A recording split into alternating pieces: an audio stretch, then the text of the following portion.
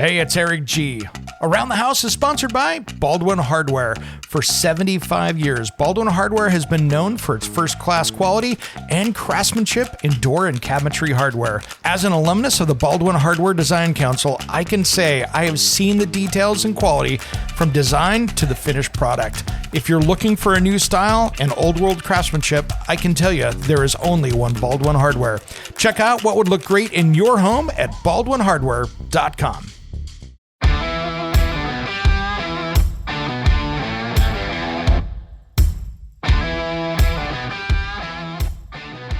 It's Around the House. Make sure you got the right incoming air for that ventilation fan, which is the door gap. Think about the gap under the door into the bathroom. I think people have a hard time with the concept of ventilation. Like, they just think the air is there, and then when you take it out, that it just replenishes itself. Think about it.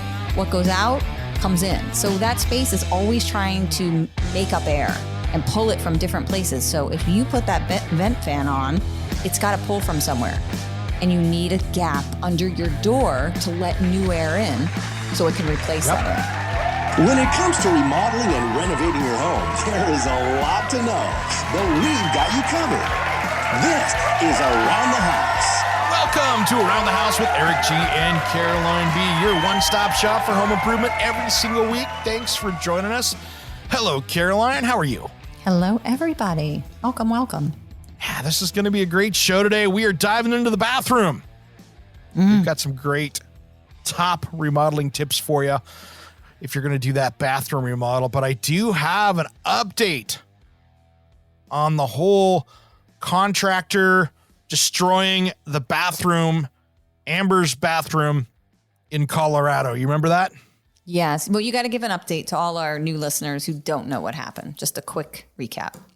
Yeah, so last year there was a contractor went in and was paid to do a bathroom remodel. Went in, did an absolute horrible job. Terrible. It looked like an 8-year-old that was blind did this job. That had never done tile before. Horrible done.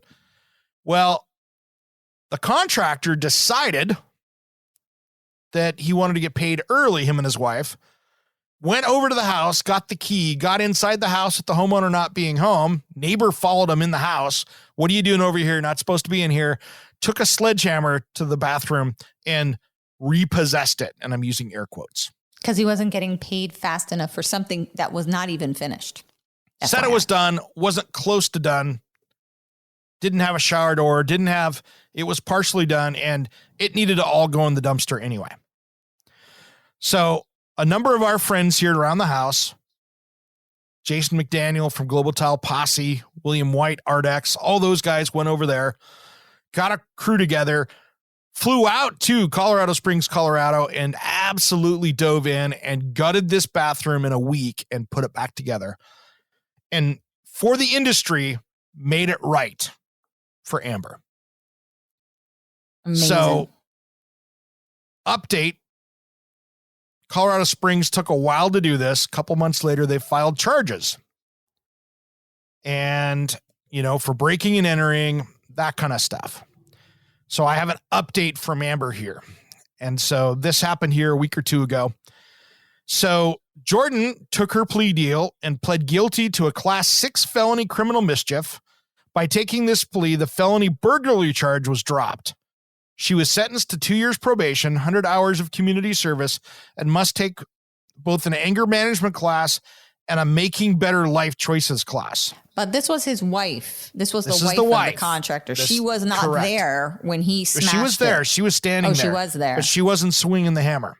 Gotcha. Okay, so she was part of the She was a participant, yes. Got so when asked if she would like to make a statement, she let the judge know that she wishes that she could go back to the day and not do what they did because she is remorseful not only to what happened to her, but those around her as well. All right. Okay. Fortunately for her, if she completes her probation successfully, her guilty plea will be withdrawn and her case dismissed. So got a chance to learn from that. Now, Terry, the contractor, also accepted his plea deal and pled guilty to a Class 6 felony criminal mischief. By taking this plea, the felony burglary charge was dropped. Mhm. His plea deal leaves it up to the judge for sentencing. And so there's going to be a 8-week persistence investigation done where they'll dig into his past and present, including his 2 criminal mischief charges and prior felony burglaries. We'll make a decision on sentencing on September 8th. He's had enough chances. Yeah. Come on. So there's from what it's being reported to me, and I don't know their names, and so I'm just hearing this from Amber, that there are 2 other victims of this contractor since her bathroom. So scary. He needs to go. He needs to do some jail time. That's jail time. That's ugly. That's ugly. So that's what happens when you hire the wrong contractor and they're not like good people. And why we constantly hit on that about hiring a contractor, making sure you're making the right decision. It's something we may over reiterate, but there's a reason for it. Look at this instance. Yeah. We're talking crime. Yeah. I mean, this made national news. Inside Edition. It was on ABC, NBC, Fox. It was everywhere. It was crazy mind-blowing. Contractor. Yep. So anyway, there's our update on the Amber Truckee situation. So that's cool. And I hope Amber's doing well. She's she is. I was chatting with her online. She's been on the show. You can go back and listen to the podcast that we did while they were working at it in the house with the whole crew. So that was a lot of fun. And that was the first time we had Amber on the radio with that. That was great. Well, let's get into our top 5 bathroom remodeling tips before we run out of time this segment. Bathrooms. Actually, it's going to be more than 5. We probably have 7 or 8 here if we can get to them. Number 1, upgrade ventilation. Woot, woot. Don't want to Seriously. smell that poop. Don't want to have that moisture. Don't want to have that mold. You know, here's the thing. When I first got into design, kitchen and bath design, when I was doing luxury spaces, and this is back in the 90s, right? We were buying like expensive Roburn medicine cabinets that were heated so they wouldn't fog cabinet. up. Oh, right? That makes me laugh. Remember the medicine heated glass so they wouldn't fog up. Now we have proper ventilation so they never fog up. I have a steam shower. My glass never fogs up. That's the key. And now controlling that. We were talking about these fans because code is different depending where you are. Mm-hmm. So it's ASHRAE 62.2 says you need 50 CFM. Mm-hmm. Is that pretty consistent across the country? No. Some bathrooms, especially in the Northeast, which blows me away. As long as you have a window you can open, they say that's adequate ventilation, which is completely wrong. Yeah, I don't even go by that. Everybody needs one. Yeah. So if you're remodeling your bathroom, there needs to be a vent fan. It needs to vent all the way outside of the residence, not into the attic space, not up to a ceiling vent up there and screwed to the inside of the roof vent. It needs to go out completely outside. And they have these new vent fans, where they're not so new, but where they have a controllable CFM, meaning if you need 50, you could have 50. If you need 80, you can have 80. If you need 100, you can have 100, all on one fan, which makes it better for contractors because if the contractor accidentally installs the wrong fan, you can, with a flip of the switch, get the velocity you need, which is nice. Yeah. Yeah. Brone does that now. Panasonic has done it for a decade or 2. Yep. So been able to sit there and adjust that, so you can go, hey, this is a big bathroom, high ceilings, crank it up. Little tiny bathroom. Well, maybe we only need 70 CFM or whatever. Mm-hmm. So that's a huge one. Always replace it. Put the new one in, especially if you've got that builder grade stuff. Get it out of there. And the new ones are so quiet, it'll be totally worth it. If you have a new house now, though, I would assume they're putting in better fans. No. Most new houses are putting in the cheapy $40 ones. They're still putting cheap fans in. Most are. Especially spec builders. Cheapest fan they can find, and they're loud, they're noisy. You could put a nice one in that works better, and you could have more features like lights, sound, heat, whatever. Yeah. So that's a good way to go. All right, before we go out to break, let's get into the next one here. This is the time to do some replumbing. Replace any and all galvanized pipe or CPVC pipe in that bathroom. Ouch. When you have stuff in there, if you have galvanized drain lines, if you have galvanized water pipes, get it all out. That's that silver looking. If you look at it, guys, it looks like a silvery-ish type of. Yeah. Versus copper, which is reddish. You want to tear it back apart to deal with it. So when we come back, we're going to dive into more of this list. We got a bunch more to talk about. Let's do that just as soon as Around the House returns.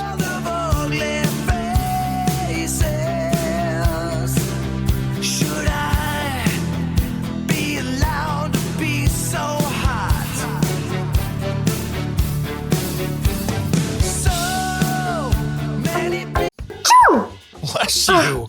Man, you have been fighting. You've been fighting allergies for a month or two now. What's going on? I don't know. I think I've got mold.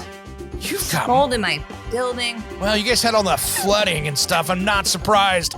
You should go to examinair.com and see what you've got in that air. So that way you might be able to deal with it because you've been doing this for a long time. Yeah, I need to figure it out. You're right. Examinair.com. I'll go there. Go to examinair.com. Hey, I'm Rudy Wade, and you're listening to Around the House with Eric G. and Caroline B. Listen to my music to improve your home.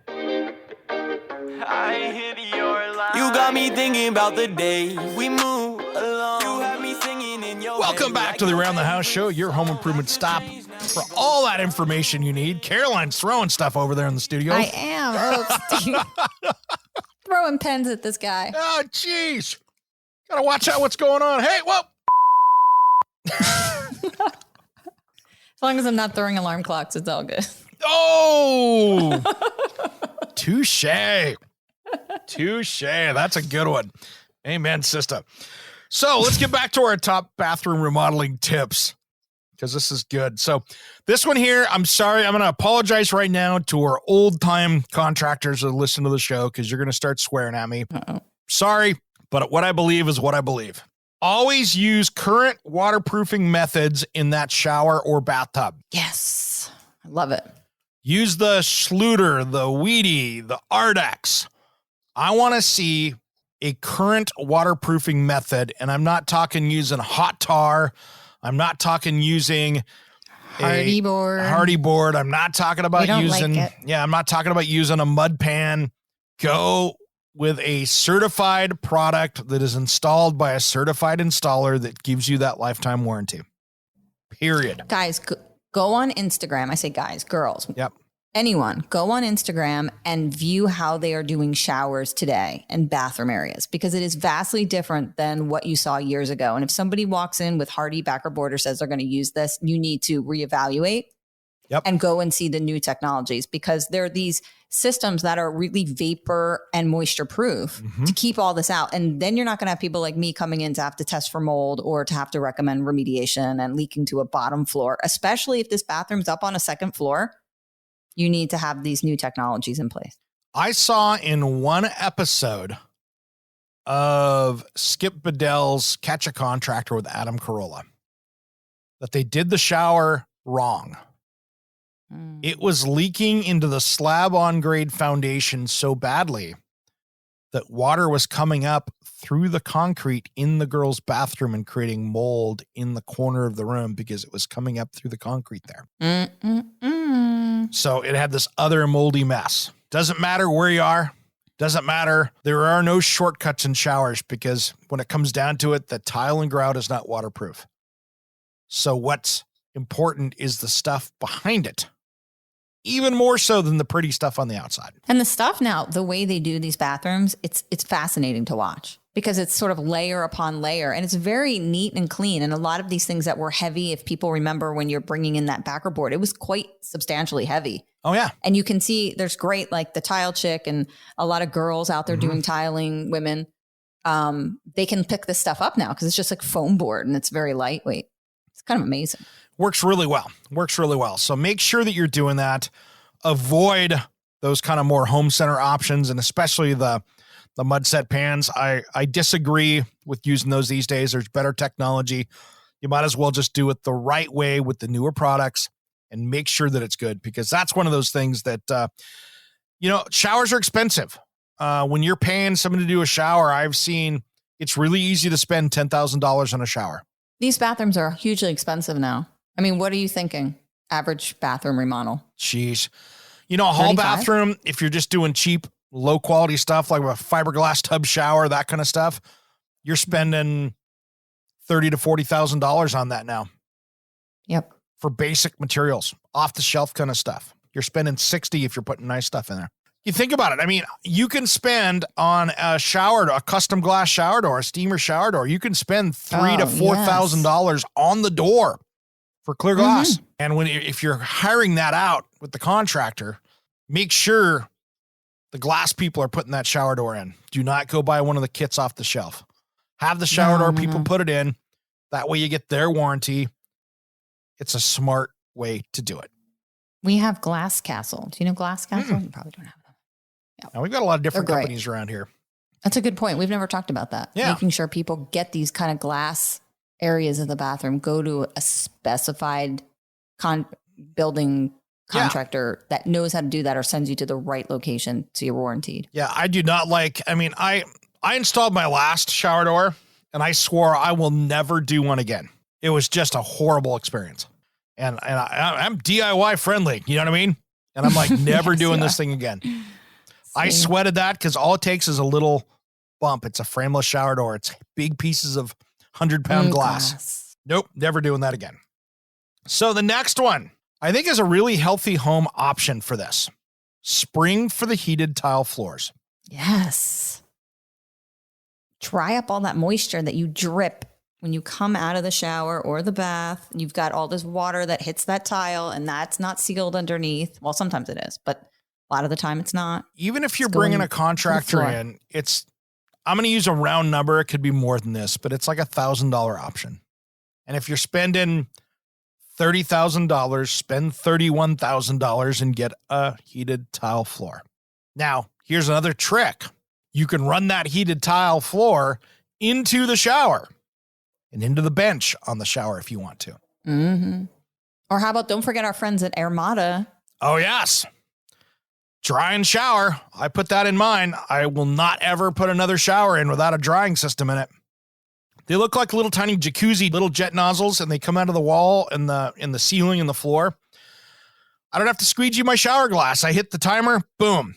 And I had to do that because when you do a steam shower, it's a sealed system in there, right? The door's meant to close up to keep the steam in. And so I'm like, man, that is going to be an unhealthy, moldy, mildewy mess in there. Mm-hmm. I am trapping all that in there and there's no way to do it. So Armada got me hooked up. I hit the button. I walk out. I crack the transom glass up top to get some airflow out of there.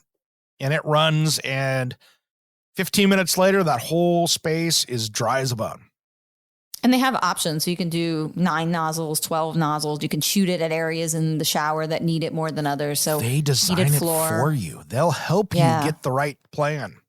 It's really cool. They're a great company to work with. That's another one of those things that will treat that. And we'll talk a little bit more about this later, but it makes it so you don't have to squeegee everything. And it makes it so you don't have to clean that shower like a tenth of the time. I mean, literally, I can take a shower in there, and if I take a minute with the handheld and rinse stuff down before I go, not getting it dirty, really. But only do that, guys. Only rinse your walls like that if you have the vapor system behind it. If you do not spray your walls down, if you have hardy backer board or even waterproof. Yeah. You know, sometimes they put drywall back there. Yeah. Don't do that. My shower system has the Vapor 85 Weedy behind it. So it's vapor-proof, Not only waterproof, it's vapor-proof. Then I have a slab porcelain wall, so my only joints are in the corners. See? So that is waterproof as it's going to be. Don't have to clean it that way. Works out really well. Nice. Now, when we come back, I've got a tip here that I think everybody should do. This is going to be an important one, and it only takes a little bit to do it. And I think it's really important, especially if you're already bringing in some power for like a floor heat, or if you're bringing in power for that, air drying, the Armada drying system or something like that. I think those are all keys right there. We come back, we'll talk about that just as soon as Around the House returns.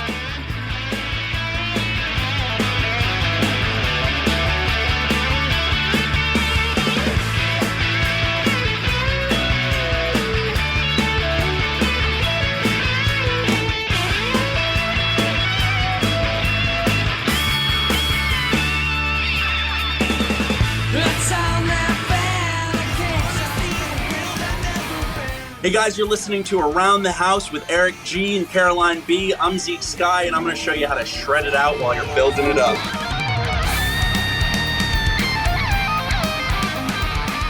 Welcome back to the Around the House Show, your home improvement source every week. Thanks for joining us. We've been talking about our top bathroom remodeling tips. This doesn't matter if you're doing it as a DIY project or if you've got the best high-end contractor or the best low-end contractor trying to spiff things up. These are tricks that we think that you should be including and little warning signs to save you money in these kind of projects. You want to recap? You know, one of them. We should recap. Yeah, let's recap here real quick. And I'm going to add one to the list that I didn't even add on there, but we'll talk about these here. Upgrade ventilation. Make sure that that is the right vent fan that's going outside. Even if you've got that 5-year-old spec house, it's probably got a really cheapy fan in there. Put something good. Panasonic, Bro-Newtone, one of those that can really move some air. Replace all the galvanized old pipe. If you've got galvanized drain lines, galvanized water lines, CPVC, get that crap out of there. Get it out. Well, you got a wall opened up, or you can open up a wall. Put in good plumbing. Clean it out. Get it out. Next one. Always use current waterproofing methods for that tub shower or shower. So not using the Hardy Backer, use one of the Ardex, Weedy, Schluter, any one of those guys. The last one we talked about here, spring for the heated tile floors. Or a drying system. Yep, and or a drying system. I have a combination of both. Works really well. No mildew issues in the shower that way. So the next one here is a simple one. Run electrical for a powered toilet seat. For that bidet. Just run the power over there. I like the automatic seat that just shuts for you anyway. I mean, just from a cleanliness standpoint, you don't want the bowl open to your airspace. I mean, it's kind of gross. You're showering. And then they have lights. You get like the Kohler one. It has lights. You know what I mean? Or American Standard has lights. They've got a lighted thing in there so you can walk in there in the middle of the night and have a little glow of the toilet you're heading over to without turning the lights on. Does it glow if it's shut? So if it's shut? But it sees you get close, they'll open up and the light turns on. Oh, that's cool. So it's like E.T. phoning home. So that's a good one. Now you brought this one up, and this is a key here. And it's a good key for number one, which was upgrade ventilation.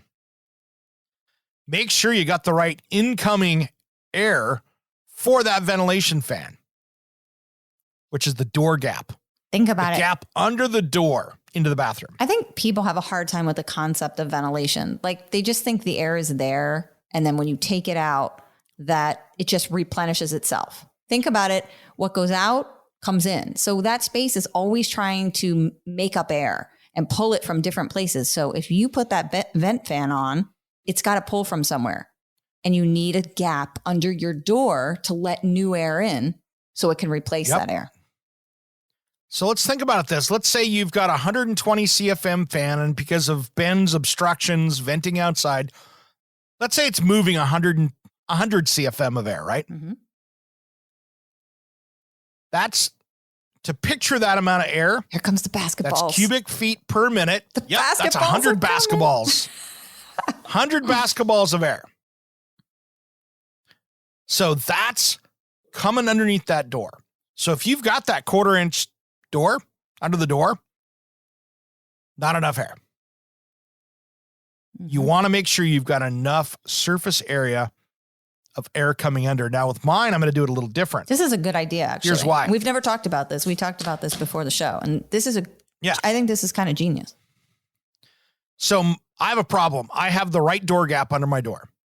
But because I have heated tile floors and the fan is running, so if I jump in the shower, take let's say a 10-minute shower, a quick shower. I walk over, get dried off, go in front of my sink, which is next to the door that comes in. That floor is colder than the rest of it because of the air that is rushing across the floor down below. Okay. Think of having something that's 85 degrees and then you're blowing it with 70-degree air, brings it down to 70, so it seems cooler. Okay. So you don't have that warmth there. So what I'm going to do is I'm going to create up above, higher up on the wall, a secondary intake port that's going to look just like an return air grill inside and outside of the bathroom out into the hallway, so that now air can transfer in between the rooms there and not have it all coming underneath the door. And if you wanted to make it, hidden, it's kind of how we talk about drains and showers, how we have like the invisible drain. Wouldn't it be cool if we had like invisible vents like that, like above the door where you couldn't even see it and it's just allowing the airflow in? It'd be really cool. I'd love to see like a more linear vent. Yes, you know what I mean? That's what I'm just thinking. A line. Just like the infinity drain. That'd be cool. See, we're giving people Talk to ideas. those guys. I know. We want percentages. Something that's besides the big vent. Yeah, I like it. That would be cool. All right. But see, that's the thing. You got to take those things into account. That's the bad part about having the heated floor with that, is that I have too much air rushing over that. Yep. But you need the air, guys. So don't close off. Don't put the doors too close to the floor. Make sure everything's got some breathability. And that's the challenge there. So another one that's not on the list, I'm going to hit this one right here. When you're going to design that bathroom, hire a kitchen and bath designer to help you. Of course. It will save you money. I wouldn't do it without it. We've talked about this on the kitchen one. The same rules apply for the bathroom. When you get that, they know what the current styles are, what the current products are. They're going to help you with lead times. They're going to help you with tracking down the right materials and making it all work together. Yes. And they can probably come up with a better plan for your space than what was already there. You have to always remove and replace. So that's a big key right there. All right. The next one is something that you run into on yours, right, Caroline? Eric's going to help me fix it. You need to have a really good ledge on your sink. So what does that mean? That your sink isn't taking up the whole entire space of your countertop, that when water splashes over, it ends up going down the front of the cabinets and down to the floor. Now, I have this problem because I did poor design. Well, that was hip when you did it. The vessel sink on the countertop thing was big. And the problem is that some of those vessel sinks are only an inch or two tall, right? Yeah, they're not very deep. Tiny, right? They go around. They look really cool. They're these thin sinks that just sort of sit on top of your, whatever you're using, whether you have corian or quartz or granite. They look great. And if you use a water pick or anything else, you're getting water everywhere. And I have it dripping down the front. When I get my water pick going, it's like a waterfall cascading down the front, and it's getting into the cabinet, and now it's taking off the finish. It's a mess. Oh, yeah. And it's bad. It's bad. So pay attention to what you do for sinks. Those might be great for a powder room, or somebody might just quick wash your hands. Down in the hall powder room or something that you want to make a statement, but they're not the best for a situation like a master or a hall bath, especially a hall bath where you have kids. Yep. I thought I could get away with it. I like undermount sinks. Because I had no kids. I like undermount sinks where you've got the slab with the sink coming up underneath it that is deep. Yes. And maybe not a perfectly square bottom, because a square bottom tends to splash more. Yes. See? Than a little bit of a curve to it. Interesting. See? Things you learn. So go with a curved sink. No flat sinks. Mine's flat. Yeah. The other thing is, and this applies more to kitchens, but I have the apron front sinks. You got to think about those. Those get you more, when you're working in the sink, they get more water on you. Really? Because you don't have that 1.5 inches of countertop over the top of it. Oh, yeah. So you tend to wear more. You wear the dishes. You wear the water more. I seem to have a problem with that. So think about those things. That's a key. When I use things in the kitchen and bathroom, it seems I'm waterworks. Everything goes all over the place. So exactly. All right. When we come back, we'll wrap this one up. We got a few more for you. We'll do that just as soon as Around the House returns.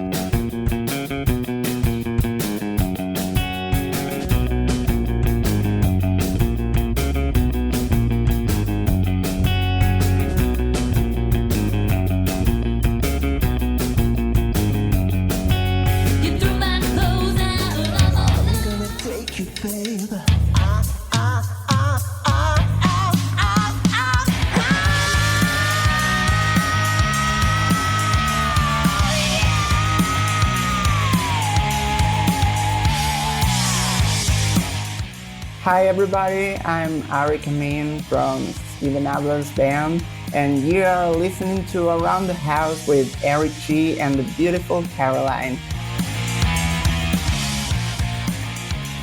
Welcome back to the Around the House show. Now, if you're just joining us, we've been talking about our top, about 11 remodeling bathroom tips that you should pay attention to. Doesn't matter if you're doing this as a DIY project or if you're paying for that contractor to come in and do it. These are our tips for you.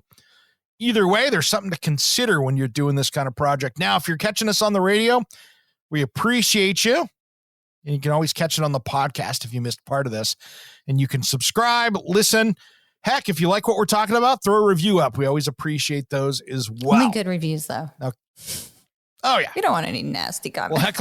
We'll heck you if they're nasty. So we'll hammer on you there, just because we like to have fun. So anyway, Caroline, should we jump into the next one? Lucky 11. We're making our way there. Yep, let's go to the next one here. Yeah, on their way there. So here's one that's really key, and we'll talk about this later in the next episode. But treat your water before you do the bathroom project. I don't like people that go in and have a trashed bathroom because of hard water deposits in the toilet, the shower door. The shower door looks like it's been painted white.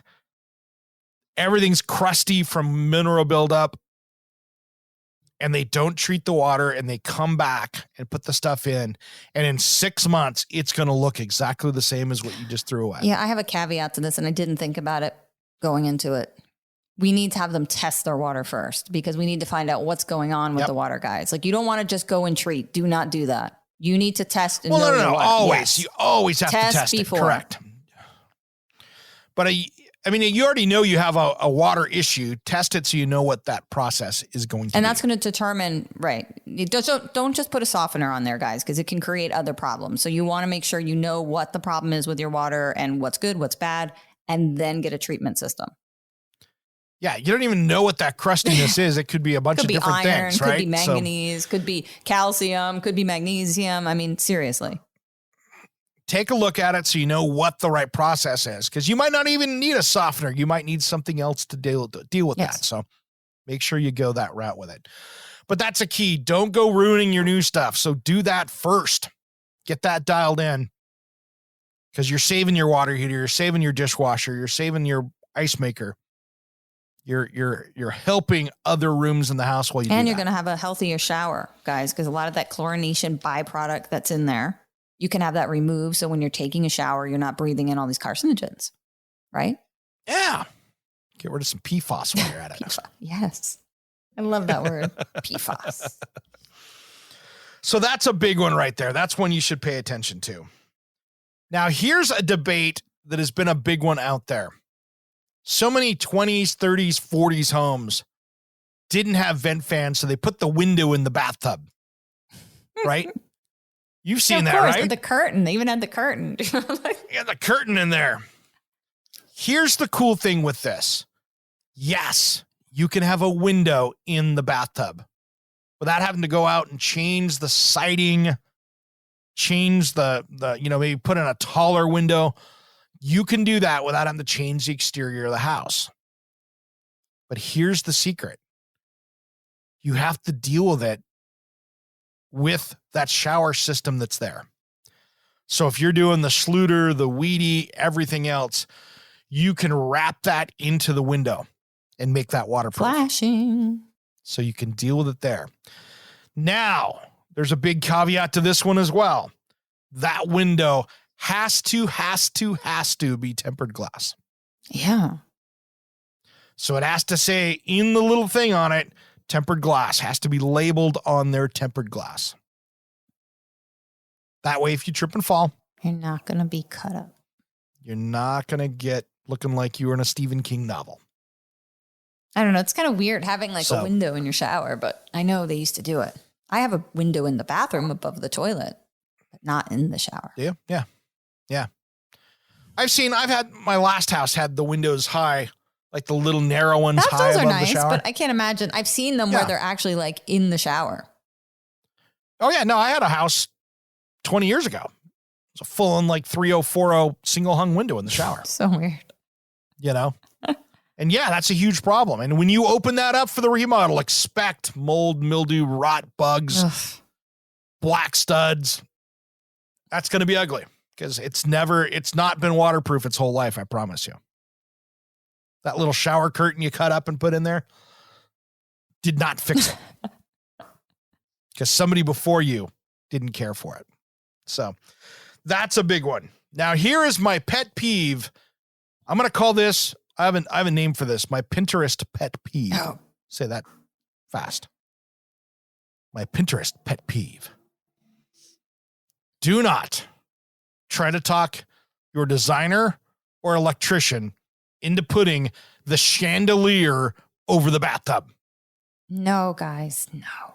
But tell them why. They're probably not even thinking. That is against building code, period. Explanation point.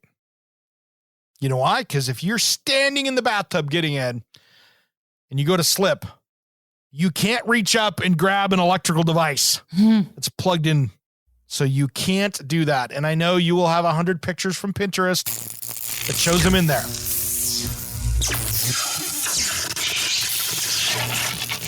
Whoa. Smells like bacon. Oh, that was some serious electrocution. Yeah. It had a life of its own. No kidding. You can't do that, guys. So just, and yes, I have had contractors put in, rough in a light, put the cover over it. They get done, they go away, and the homeowner goes in and puts it up there because they wanted to have it up there. I don't want to be taking a bathtub, have a little earthquake, and have that thing fall down, land in the tub, and it's like somebody throwing the toaster in it. Not a good idea. No. I'm not risking my life for a light fixture. I think that's true with now you can move it over any water source though, Eric, right? I mean, it's true. You don't want to have any of these kind of things that could become in contact with water, whether it's around the sink, the shower, flush mount fixtures. You know what I mean? Seems like logic. Yeah. You just want to be able to not be able to touch water and something electrical and have it in your hand at the same time. A fixture. Bad idea. So these are all things that you should really pay attention to that can be really expensive. And some of these seem so simple, but I can't tell you how many times that I know people that went in and did that bathroom remodel. Happens all the time. And they forgot to change any of that pipe out. And now the plumber's coming in 2 years later and they're ripping up the walls that they just did because they didn't get in the walls at that time and do it. Like for me, here's one other little tip that I want to throw in here before we go. Make sure anytime on your house, when you have a wall opened up or a floor opened up, like when I was doing my kitchen remodel, I had to tear some drywall out because I was running a larger duct outside for my vent fan. Well, now that I had that open, I had stuff I had to do up there for the bathroom. So make sure when walls are opened up. Now, another great tip. We're getting outside our 11 now. I throw in that bathroom, if I'm tearing it down to the studs, I put rock wool safe and sound insulation around the whole thing. I can jump in a shower and no one will hear that shower in a bedroom next to it if I have insulated those walls. And other stuff. You know me, I like to have a loud bathroom fan because I don't like people to hear me doing my business in the, embarrassing. Yeah, but here's the other thing that's cool too with that is that like with a steam shower, I needed to because in theory, if I have humid air inside that wall cavity and I have a hot surface in there, I can get condensation. Yes, you can. On the backside of the wall, which causes mold. Yep. So make sure you think these things through. And in today's age where people in bedrooms might be having a Zoom meeting or kids doing school, insulating those spaces between rooms can really make a difference on keeping things quiet. And that stuff's waterproof and fireproof. So it's just good to have in there. Well, Caroline, we're about out of time. We did justice. We did kitchens. We did bathrooms. Yeah. You guys, you have no excuse now. We laid it out for you. Made it easy for you. Follow our instructions. You'll be good. Absolutely. And if you have other tips that you've found out, make sure and send us a message over to aroundthehouseonline.com. If you have a tip that you thought, we'll share it up on social media and we'll put it up there because, sometimes there's other tips that you've found out there that we could have added to the show, right? Yeah. Check us out on social media. It's time to go. We're out of here. Time to go. The music's playing. I'm Eric G. And I'm Caroline B. And you've been listening to Around the House.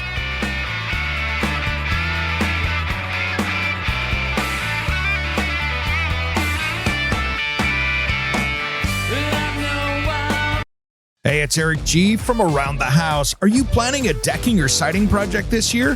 If you are, you've got to check out my friends at Millboard. Millboard is a completely different kind of composite decking and cladding that enhances outdoor spaces with enduring distinction. Hand-molded from the finest oak, it realistically mimics the natural grain and color of premium hardwood. If you're looking for something that doesn't look like plastic and instead real wood, check out millboard.com. Make sure and check out that interview we did just a few weeks back. That's millboard.com.